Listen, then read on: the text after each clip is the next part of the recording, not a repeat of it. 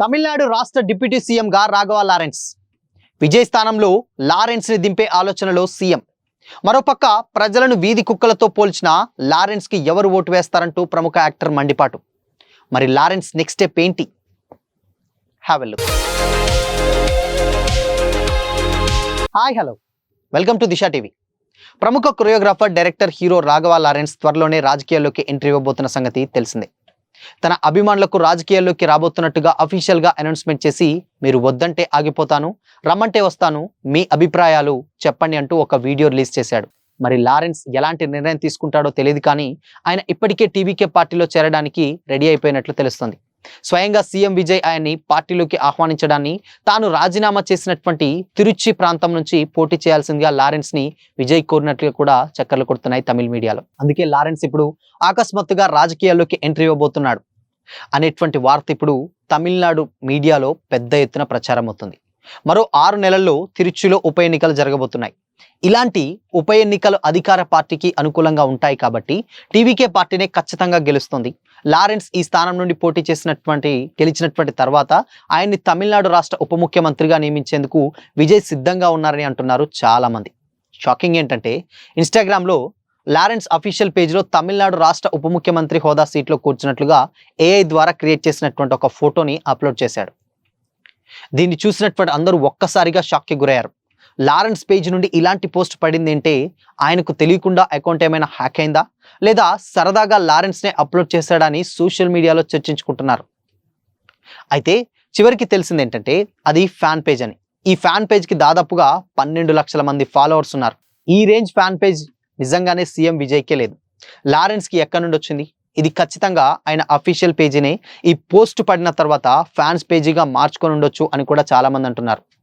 అయితే దీనిపై స్వయంగా లారెన్స్ వివరణ ఇవ్వాల్సినటువంటి అవసరం ఉంది. కాకపోతే ప్రజెంట్ ఆయన బెంచ్, దాని తర్వాత కాంచనా 4 వంటి సినిమాలు చేస్తున్నారు. ఈ 2 సినిమాలకు మార్కెట్లో ఉన్నటువంటి క్రేజ్ సాధారణమైనది అయితే కాదు. ఈ 2 సినిమాలకు సంబంధించినటువంటి షూటింగ్స్ కూడా కంప్లీట్ అయ్యాయి. కాబట్టే రెగ్యులర్ పాలిటిక్స్లోకి ఎంట్రీ ఇచ్చేందుకు లారెన్స్ రెడీ అయ్యాడని కూడా తెలుస్తుంది. రాఘవ లారెన్స్ రాజకీయ రంగ ప్రవేశంపై ప్రస్తుతం తమిళనాడుతో పాటు దక్షిణాది ఫిల్మ్ ఇండస్ట్రీలో తీవ్ర చర్చ జరుగుతుంది. అదే టైంలో లేటెస్ట్గా ప్రెస్ మీట్లో లారెన్స్ చేసినటువంటి కొన్ని వివాదాస్పదమైనటువంటి కామెంట్స్ని ప్రముఖ డైరెక్టర్, యాక్టర్ చేరన్ తీవ్రంగా స్పందించారు. ప్రజలను వీధి కుక్కలతో పోలుస్తూ లారెన్స్ మాట్లాడడం ఎంత మాత్రం సరికాదంటూ చేరన్ మండిపడ్డారు. ఈ వ్యవహారం ఇప్పుడు సోషల్ మీడియాలో హాట్ టాపిక్ గా మారింది. తిరుచి తూర్పు నియోజకవర్గ ఉప ఎన్నికల్లో లారెన్స్ పోటీ చేస్తారనేటువంటి ప్రచారం నేపథ్యంలో ఆయన మీడియా ముందుకు వచ్చారు. ఈ సందర్భంగా కొత్త ప్రభుత్వం మార్పుల గురించి ఆయన చెబుతూ వింత పోలిక తెచ్చారు. కొత్త ఇంట్లోకి మారినప్పుడు బయట ఉండేటువంటి వీధి కుక్కలు మొరుగుతాయని, వాటికి బిస్కెట్లు లేదా బిర్యానీ వేసి శాంతింపజేయాలనేటువంటి అర్థం వచ్చేలా మాట్లాడారు లారెన్స్. ప్రజల మార్పును ఆశించి ఓటేశారని, కాబట్టే ప్రభుత్వానికి కొంత సమయం ఇవ్వాలని కూడా ఆయన కోరారు.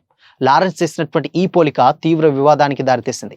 ప్రశ్నించేటువంటి ప్రజలను, ఓటర్లను ఆయన వీధి కుక్కలతో పోల్చారంటూ నెటిజన్లు ఆగ్రహం వ్యక్తం చేశారు. దీనిపై డైరెక్టర్ చేరన్ స్పందిస్తూ, ప్రశ్నించేటువంటి ప్రజల గొంతు నొక్కడానికి ఏదో ఒకటి ఆశ చూపించాలనేటువంటి లారెన్స్ భావజాలం ఆయన రాజకీయ ప్రయాణం వెనుక ఉన్నటువంటి అసలు ఉద్దేశాన్ని స్పష్టం చేస్తుందని అవేదికగా విమర్శించారు. బిస్కెట్లు, బిర్యానీల కోసం ఆశపడని కోట్లాది మంది సామాన్య ప్రజల్లో తాను కూడా ఒకటినని చేరన్ ఘాటుగా సమాధానమిచ్చారు. ఈ వివాదం మొదలడంతో ఇప్పుడు లారెన్స్ స్పష్టత ఇచ్చేటువంటి ప్రయత్నం చేశారు. తన కామెంట్స్ను కొందరు కావాలనే తప్పుగా అర్థం చేసుకుంటున్నారని ఆయన కూడా ఒక క్లారిటీ ఇచ్చారు. అయితే ఫ్యాన్స్ కానీ సాధారణమైనటువంటి ప్రజానికం ఎప్పుడూ తన తల్లితో సమానమని కూడా లారెన్స్ చెప్పుకొచ్చాడు. ప్రజలను కుక్కలతో పోల్చేంతటువంటి మానవత్వం లేనివాడిని కాదని పూర్తి వీడియోని చూస్తే తాను ఏ ఉద్దేశంతో మాట్లాడానో అర్థమవుతుందని కూడా లారెన్స్ చెప్పుకొచ్చాడు. సో మొత్తంగా లారెన్స్ నిజంగానే మరి రాజకీయాల్లోకి వస్తారా?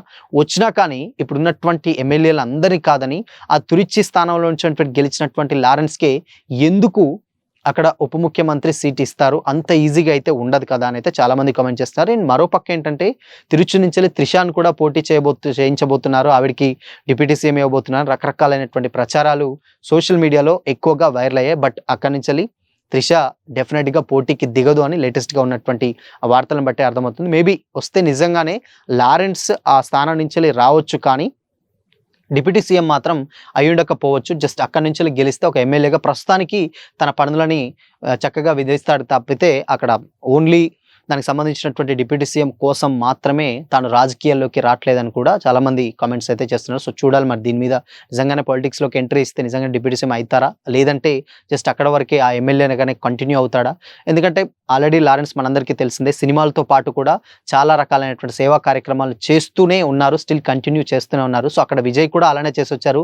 ఇప్పుడు లారెన్స్ కూడా చేస్తున్నారు. సో లారెన్స్‌కి పెద్ద దిక్కు ఏది లేదు కాబట్టి ఆయన అలానే ప్రజాసేవ చేసుకుంటూ పోతున్నారు. ఇప్పుడు విజయ్ వచ్చాడు కాబట్టి విజయ్ ఏమన్నా అక్కడ లారెన్స్‌ని ఎంకరేజ్ చేస్తే బావుంటుందని కూడా చాలామంది కొంతమంది అయితే కామెంట్ చేస్తున్నారు. సో దీని మీద క్లారిటీ రావాలంటే మాత్రం మరికొద్ది రోజులైతే వెయిట్ చేయాల్సిందే. సో మరి దీనిపై మీ ఒపీనియన్ ఏంటి?